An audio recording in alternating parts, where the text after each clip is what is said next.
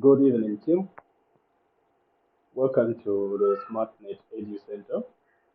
We welcome you, and I personally do welcome you on behalf of the team that is the SmartNet Edu Center. We have different course coordinators and instructors. Personally, the one taking the lead in this course is Maxwell Mwape, and this is the computer networking course that we are continuing on from where we ended last. A quick summary from where we started to where we are. We have broken down the computer network to be the connection between two computers, minimum of two computers or computers that are able to share information. And we say these computers or any devices that we can find on the network, we call them nodes. So nodes can be computer printers, can be routers, but what will differentiate them is at which point are they the source of the information, are they the destination of the information? Such we are going to call them end nodes. Are they just the middle ones where information has to flow through them? So it's just flowing through them. If the information flows through a node, we call them the intermediate nodes. And we went there to talk of the topology. How can these computers be connected? Yes, we talked of a computer to computer. That's a network, so information is flowing. We talked there has to be a cable that is there, or has to be wireless way of data transfer. So we had moved from talking how the computers can be connected in the network. We moved away from talking about computers can be connected. So that is what we call topology. So we have the star bus. We talked of the hybrid. We talked of the tree. We talked of the mesh. So different ways on how these cables can be run through one another and the information be able to be shared.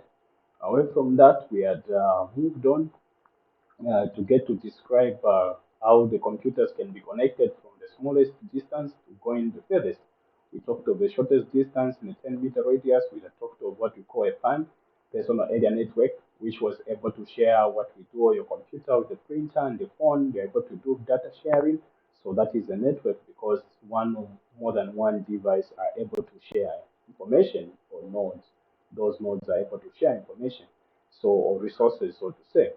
So we talked of that being the least type of networking to as large as the one. So we moved from a personal area network, we have moved to a local area network, which is a company internet, just for one company to have share of information, if that's a LAN. We moved to a metropolitan, so a number of companies, different hospitals and schools, they want to share information as one in one network, or computers in their system be connected as one. We took that one as a metropolitan. So from the metropolitan, we are talking now of a wide area network. So a wide area network, that was what is going to take country to country, continent to continent, and that was the largest way of network sharing. And we can come to see that sometimes we even call it the internet because we say the internet with a small letter I is basically two computers or one or two minimum of two networks that are connected together.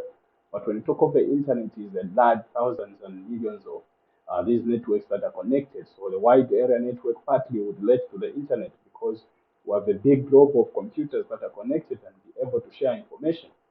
Now, we had talked about this information share from one computer to another.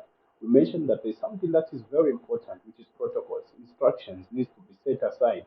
How information is going to move from one location to another location. So by virtue of putting protocols or those instructions, we talked of different like messaging coding. You're sending a passage from one location to another, you envelope it away from enveloping it because you want to hide the content of that. So you use the regular packaging to wrap that information and be able to send, but you put the address. You attach certain things that are not necessarily needed for the information being relayed, but you're just going to bombard the information with so that it's not easily identified. The same applies with information. So we talked about those protocols. So they are necessary for information to get to flow from one location to the other, minus intruders having access to that information. And we had gotten to mention how the information is going to move. There's a one-way direction of information moving. We have information can come and come back, so there could be a communication, but not at the same time. We had also talked of a type of communication where you can talk and you're responding at the same time. So a node can be able to respond and send back resources from the source and vice versa. So those are different ways information can get to flow. Now, again, when we're under the network, we had talked of the time when, in the early starting of the computers, so the first computer was made in the USA. They are trying to make up how we're going to share information between. So the army came up with this system of the first computer. But later on, we had come up with the standards that were put across, or what we can call ISO. That is the standard that was an international organized or standard that has been accepted for things to flow through information, because you find that robotics, there's different kind of information on the IT that has grown far. So there are different areas where this IT has grown and has attached. So now we brought this type of information, or the organization sat down to come up with the ISO type of standard, so that everything can come and fall in one. So we had the layers, different layers that were talked about.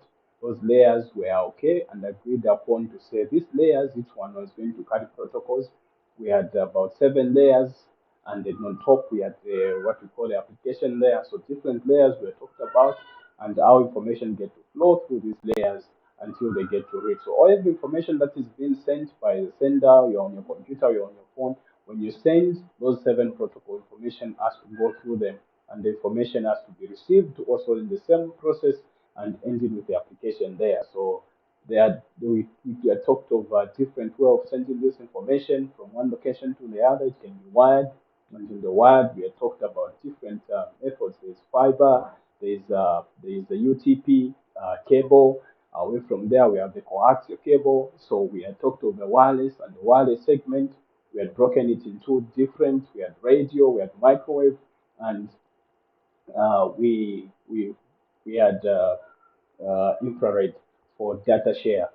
So those are different methods, and there is a specific lecture. I hope you have read through them to follow through in terms of how we are breaking the program or the study course.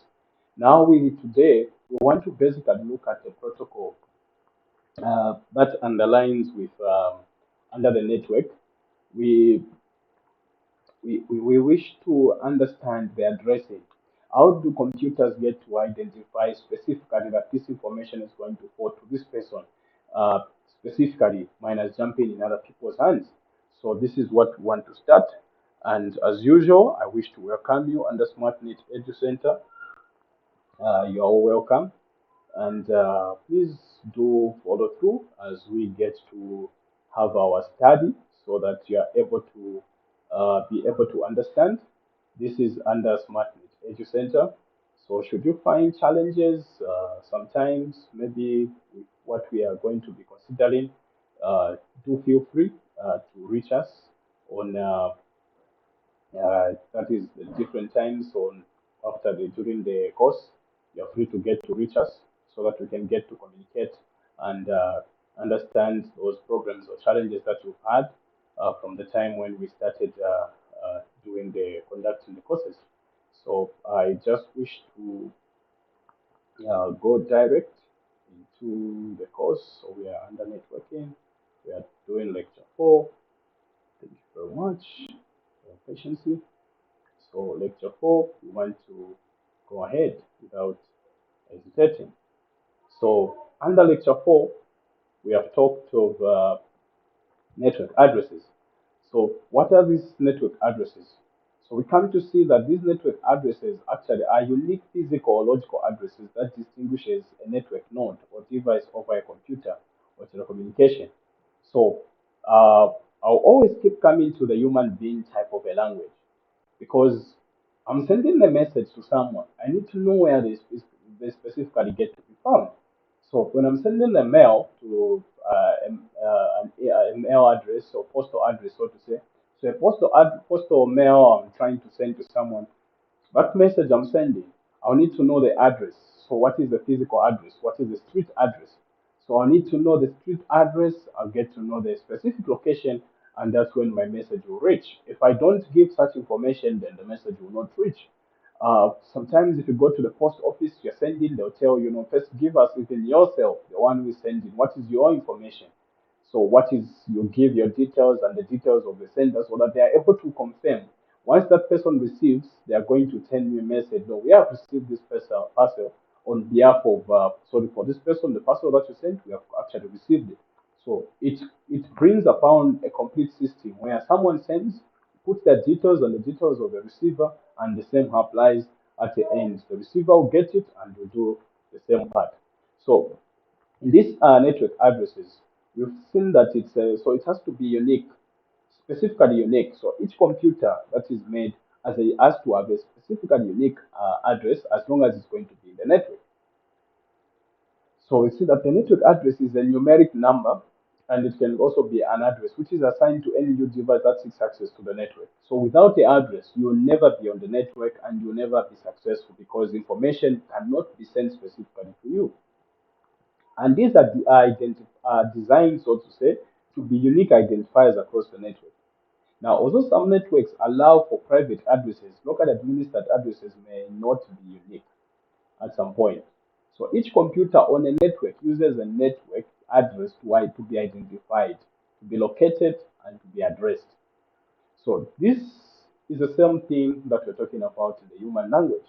To have a message come to your specific location, you have a street number, a street name, from a street name to the specific house number where that information is going to come.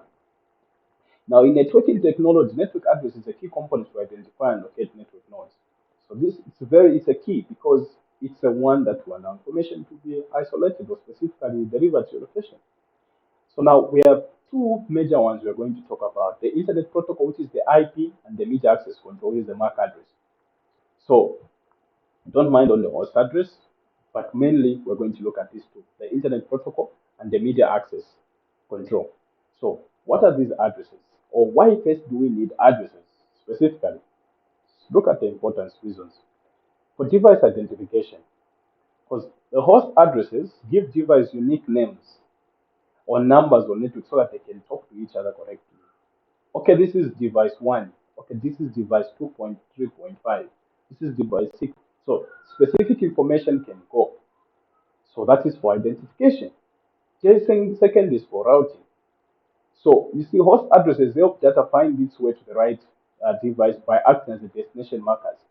So you are able to attach information on the message sent that this information is going specifically to this. So you're able to route information. You're able to put the direction, more to say, I'm sending information which is going this end, provided I know where I'm coming from and where I'm ending. You are even able to plan the route you're going to use for the information to come. But if I never, you start going the total opposite direction. So it's more like I'm giving you a route to use. For service access, using these addresses can access services like file sharing, printing within.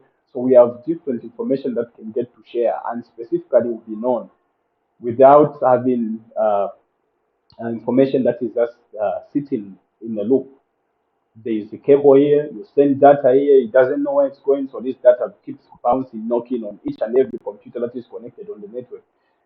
Is it you who wants this information? Is it you? Is it you? No, it causes catastrophe. But if you come specifically because you brought this information, I'm looking for it, you'll be just like a delivery person. So you just knock on the door, you deliver the information, you go back.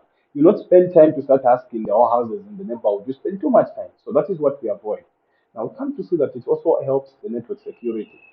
So host addresses can access the network resources, keeping unauthorized users out. You're sending a package, if it has a specific address to where it is going, the person who is about to release that information will question, what is your identification? What is contained in the parcel? Some kind of information. So at the first point when they are going to deliver the parcel, they just don't get it and deliver to anyone.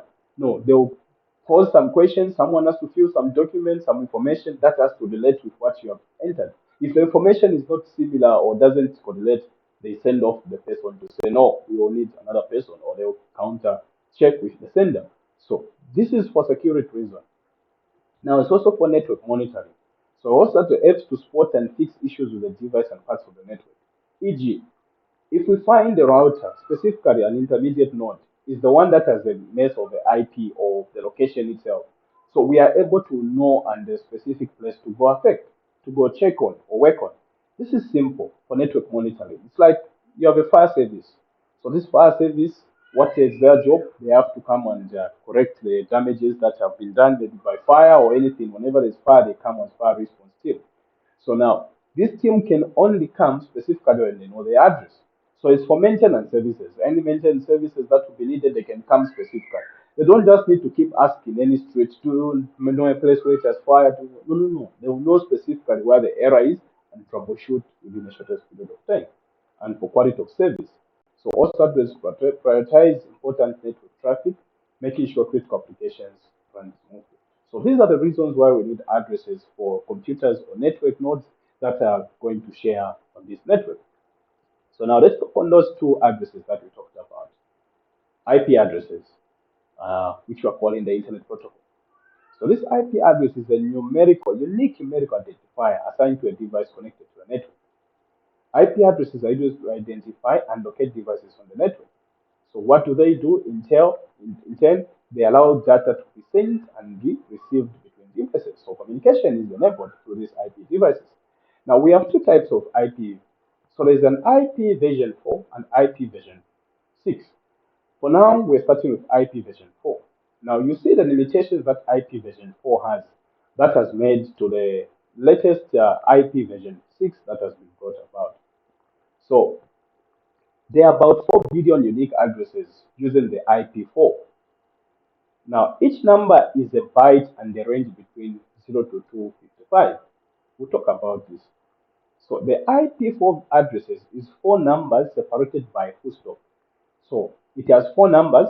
These 4 numbers is being separated by full stop. We'll see in the example that has been given. And on each number side, on each position on those 4 parts of the number, each can occupy the maximum number of 255. Now we're talking that it has a maximum number of 4 billion of such addresses that can be produced from an IP4 version 4. Now, why we are saying this one is kind of being outdated is because you've seen the total number of people it can accommodate, the total number of nodes or devices it can accommodate is 4 billion. Now, when you look around, the population of the world now is almost going to 9 billion. So if you're talking about 9 billion people, and when you look at yourself alone, you don't even just have one phone, you have 3 phones, and all those phones have to have an IP address. And the world has been using the IP address version 4. You have a TV that is a smart TV that has an IP. You have a printer that has an IP. So one person is having about 15, 20, or 30 devices that they are using. In offices, some people have a computer at home. At work, they have a computer there. Now, because of such, we had to run away from the IP version 4. We are trying to run now to the IP version 6, which will give us an infinite number, billions and billions, probably a billion of a number, infinite number of combinations of IP addresses, what we can identify. In other words, we are keeping on sharing the same IP addresses. You use this one, you use this one. We keep on sharing simply because there are limited number of IP addresses that we have on the market. We are still using IP version 4. We're just making an advancement for some new system to jump to IP version 6. Now, these routers and gateways, which we talked about, which are also intermediate nodes, they have unique public addresses. Now, public addresses are assigned by your internet service provider, which we talked about, and is the IP address for the network. So, the IP, the internet service provider, will give you an IP. That IP is a public address that shall be picked by your network, then you start adding from there. So the one that starts giving this information is your network, internet service provider, the IPS. Now, these public addresses are often static addresses, meaning they do not change. So they give you a static one which is fixed, then you can do the other ones are going to be changed or continue on that. Now, routers can assign private IP. Sorry, just before I go far, there's an example of an IP address that is being given there 192.164.3.1. So these are the 3 parts that we mentioned. There's 192 is a single part, 164 is another part, 3 is another part, 4 is another part. So these are the 4 parts that an IP is made. And on each where there's 192, the maximum it can have is 255. On the 164, so part is C, 255. 3, 255. 1, 255. So that's the maximum they can go. They can range from 0 to 255. That is how we go about IP addresses. So they are often dynamic addresses, meaning they can change. So the IP addresses, mostly the ones that are assigned by because you have a router that can assign IP addresses to the devices that are connected, and these are often dynamic. So your network provider gives you, and once that router, it has the power to give you the devices that are there IP addresses. So IP addresses, we can call them that they are not permanent because they can be assigned, they can be changed. You can just put it once you enter it, and you can change it to be static so that it doesn't change. You make it right, but you can just assign it. Dynamic addresses are assigned from the list of variable addresses at the time they are required. So there are devices like a router. If you connect a new computer, it will give it a new IP address and it will pick up like that. So we call it a dynamic address because it will just be assigned for the device. Once you disconnect your device, the IP goes back to the system and another computer comes, they'll give it another one. So just for identification. So that is what we call an IP address. Now, the IP version 4 system is running out of possible addresses due to the enormous increase in the network devices. We talked about this. So the first part of an IP address, keep this in mind. An IP address has two parts. So we have those four digits, four parts digits, 192.168.3 and 1. Now, in that example we had in the previous page, we say this has two parts. So there's the network address part, and the last part is the host address part. So keep this in mind. We'll break down to that.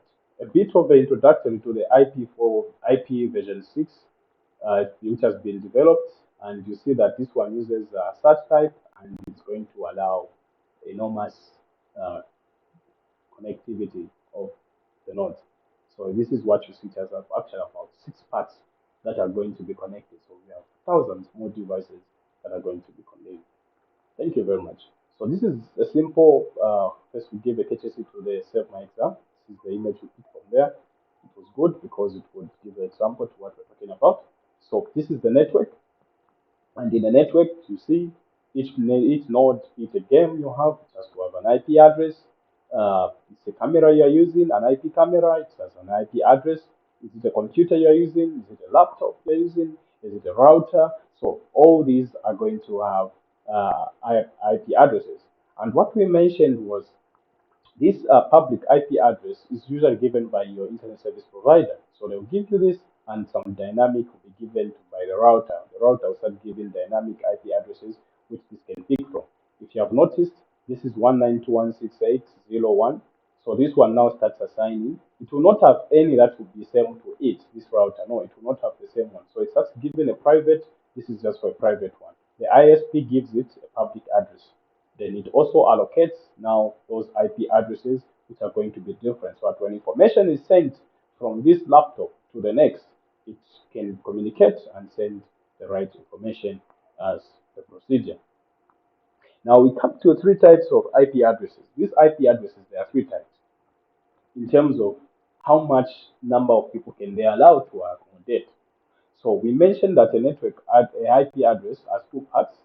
First, so to say, it has a network segment. It has 4 parts usually. The numbers are broken into 4 parts. So 1, 2, 3, 4. But we said in these 4 parts, part of the segments of these 4 parts could be the first 2 parts and the second 2 parts. So it could be half, meaning it's a network. First part is the network, the other part is the host. So the first part is more like described in the network. Which network are you connected to? And the other one is what are you using yourself, the host or the end person? What are you connected to? So basically, that is what it entails. So we have a class A, this is B, this is C. So you find that in class A, it will, because the one that is fixed is only a small part, which is the first part. So you have other 3 parts where we can fill devices between 1 to 255, 1 to 255, 1 to 255. So that can give us actually about 16 million people that can get to connect to the devices. So we have about 256 networks, each with this capacity. On each, it has this capacity of people, 16 million by this 256. That's the capacity of people that this can accommodate, or network nodes, so to say. So we have class B. Class B, you see that they can only give us less. Why? Because we have only 2 parts to fill up with the devices in that network. So we have a 6.5 network on each of these. So it is only what we can accommodate.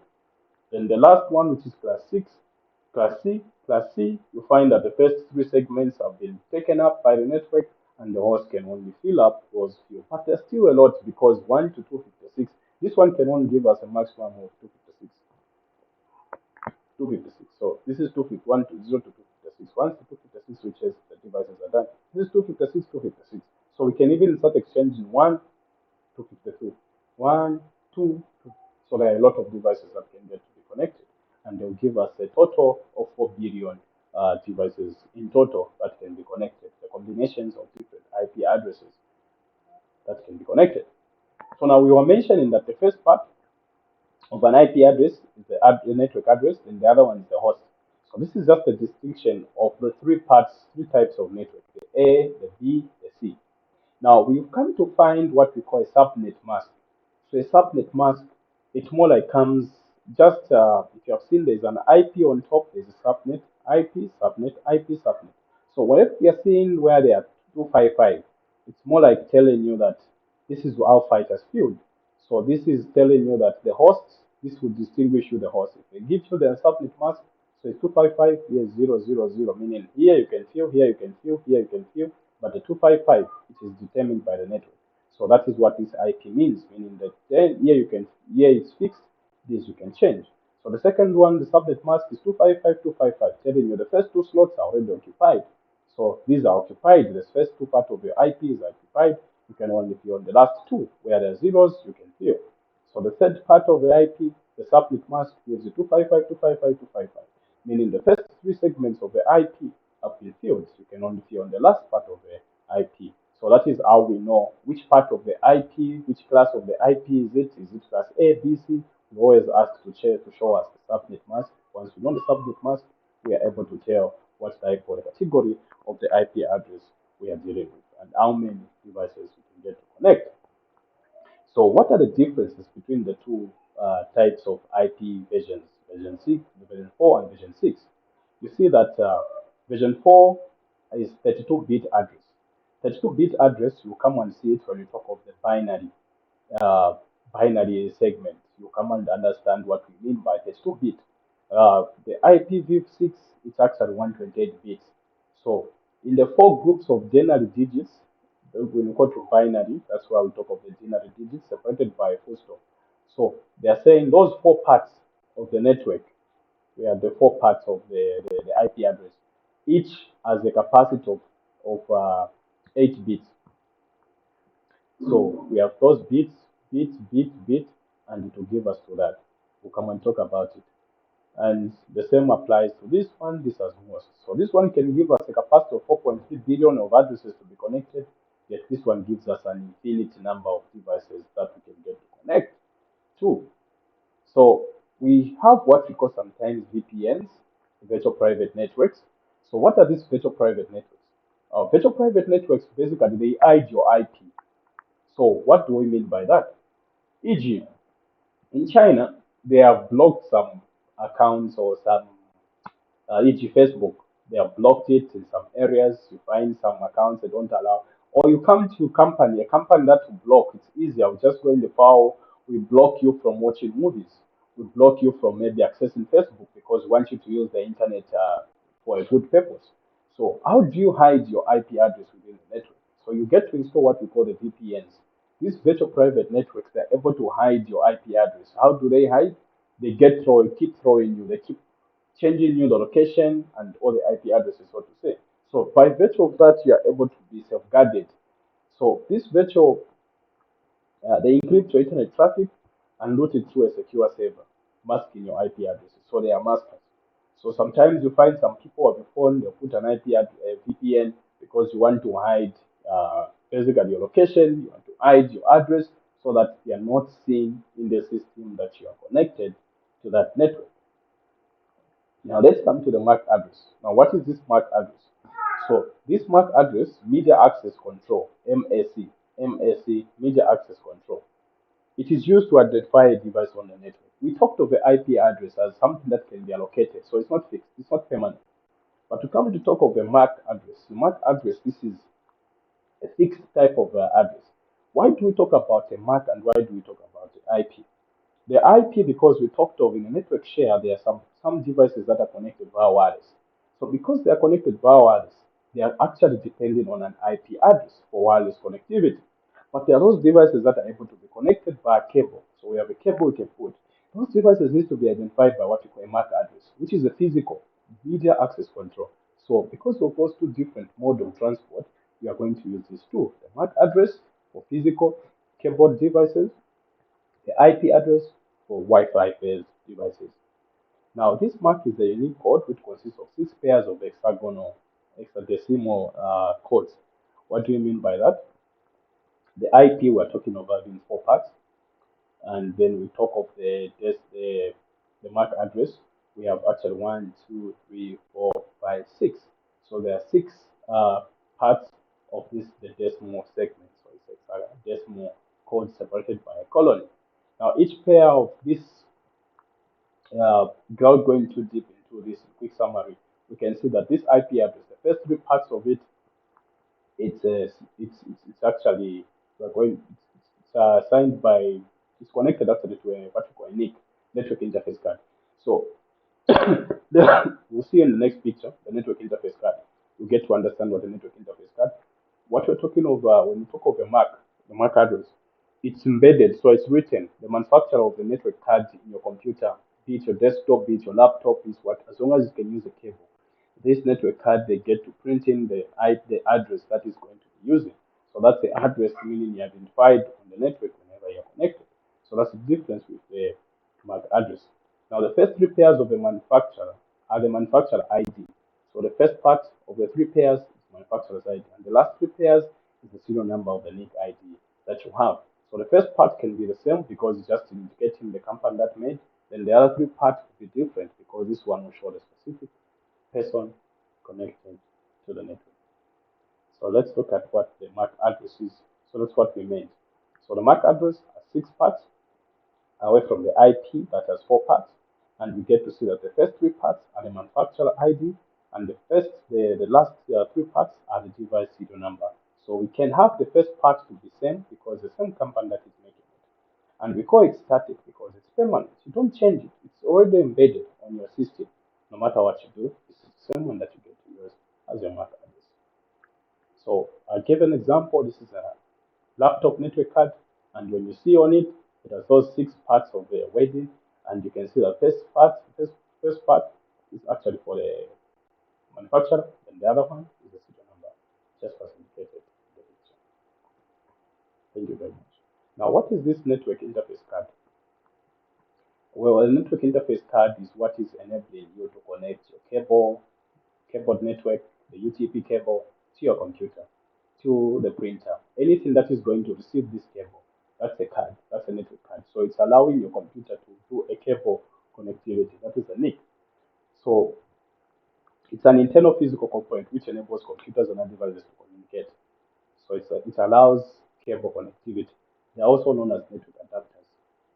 So it's anything uh, that is going to allow or enable your device to connect. That's the NIC. So a NIC will allow your computer to have access. Now, NICs have a built-in Ethernet port that can be connected. So there are some NICs that have actually built-in network cable port. So they will allow you to connect through them. You can have a wireless network interface card. Now they have brought the wireless network interface card, external small thing like a Bluetooth or a flash. You just connect it and you allow your computer to have wireless. So that is a wireless network interface card. So that one will allow you to connect your computer wirelessly. Now the NIC converts data to be sent into signals that can be sent through the transmission medium. And the signal will be routed through and it will allow both the wireless and the cable data transfer. So this is an example giving us different type of wired NICs. So those are the NIC that you get to see. And there's down there's a NIC that allows as a female RJ45 pin where it plugs in. The male RJ45 jack gets to put in, that's the jack, gets to connect to the network adapter. And once it connects, the computer is enabled with the network. You see also we have the USB NIC, which allows wireless data connectivity. So that is actually how they get to work. So we come to the comparison between the MAC address. We see that the MAC address is permanent assigned. The IP address, we see that it can be used to identify accesses on the network, but are dynamic and can be changed. MAC addresses are written in hexadecimal. IP addresses are written in binary, that is in the 4-segment part. So MAC addresses are 6 bytes long, IP addresses are 4 bytes long. MAC addresses are used to identify a device on the network, and this one, the IP addresses, this one can be on devices that are on the line, that's on the cable, sorry. The other ones can be on the wireless connectivity. So we also have what we call the domain name system. That's a DNS server. So what is this DNS server? The domain name system is a naming database. In simple terms, what we have is when you talk of an IP address, what you call google.com, gmail.com, yahoo.com, all those, we call it a domain name. So whatever you search on the website, be it Facebook, whatever you're searching, that's a domain name. Now those domain name, the computer doesn't understand the name Facebook, doesn't understand. All it understands is what we call, it understands IP addresses. What's a specific address? Because whenever you're accessing your Facebook, you're accessing your WhatsApp account or online, what you're doing is accessing a computer. There's a computer somewhere that you're logging in with your details to get access to the files that you're watching there. Now, what it needs is you need to enter the specific address for that computer where it is found so that you have access to the information that is there. But it's cumbersome for us to keep the number of that IP address. Many people don't know how to go about it. So we have what we call a domain name system. So they assign names to these IP addresses so that on each IP, you just enter the name, you just enter facebook.com, which is simple and can be understood by you. You can even keep in the memory. But at the end of the day, when it goes in, the DNS server will get to change. So to understand what the server is the one that is now going to convert. When you search, it is going, this information goes to ask the server, what is the specific IP address for this? And the computer can take up that information and go and understand. This situation is the same as with phone numbers. When we are saving numbers for people, it's very difficult sometimes to keep the actual number. 097, whatever number that you're going to keep. It's difficult. So what you do is you usually save a name that is easy for you to understand. So you're saying this is Alex, old schoolmate, this is a blanket supplier, okay, this is Maxwell, maybe whatever business interaction that you go to have.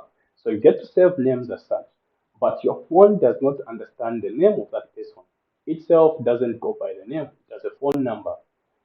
What do we mean by a phone doesn't? Because when you go on your dialer there, the dial, if you enter the name, you just start typing your name and you call, it will tell you it cannot be identified. You don't know what you're talking about. But once you enter the phone number, 09, whatever number that you needed, the call goes without even knowing the name. So the computer cannot understand figures. But the words that you put in are just there for your memory keeping. So the same thing with the computers. Each computer node network or node that is connected, any device that is connected on a network has a specific address. Now, when you are trying to attach or search any information from any specific computer on the network, anything you try to search, you have to enter the specific address to get that information. Now, the easiest thing what we have is a DNS server that allows you to just type easy to memorable names to access specific IP addresses. So that is what the, uh, the DNS naming system is all about. So we have a dynamic host configuration protocol. Now this protocol is the one that can assign IP addresses and communication parameters to devices connected on the network. So some devices will not have a IP address, they'll get to be assigned. So a router usually acts as a DHCP. So we talk of the network, a router has been given an IP address. So this home or this company has this IP address that has been given by the network internet service provider. So they give it an IP address. Now, because this IP is able to specifically allocate IP addresses to new devices that are easily connected on a computer, it comes, they easily give it an IP address so it can use once it goes, it disconnects. We call this a dynamic host configuration protocol because it's a DHCP. So it's a device that can allow to assign IP addresses to an individual and pull off the IP address. So that is what we are calling basically the DHCP. So when a new device comes in connected, it will be given an IP. Once it disconnects, the IP address remains and can be given to another device or node that is connected on the network. Friends, this is where our presentation for today ends. So you'll find find time to go through it. We're trying to be rushing because we are providing you the PowerPoint and these notes. So you get to understand a lot of nice things. This computer networking is quite interesting because it gives you a chance to get to understand what is underpinning in the underneath of each and everything that you're getting to do. So you know what a DNS is. So it's a domain naming system, and you come to know there's what we call a DNS server. So the server will keep the names that are attached to the IP addresses. Then you come to talk of the DHCP. So the DHCP, what does it do? It's a device, can be a router connected to a network, which can automatically assign IP addresses. You connect new IPs to the computer, to the system for CCTV, it will automatically be assigned the IP address.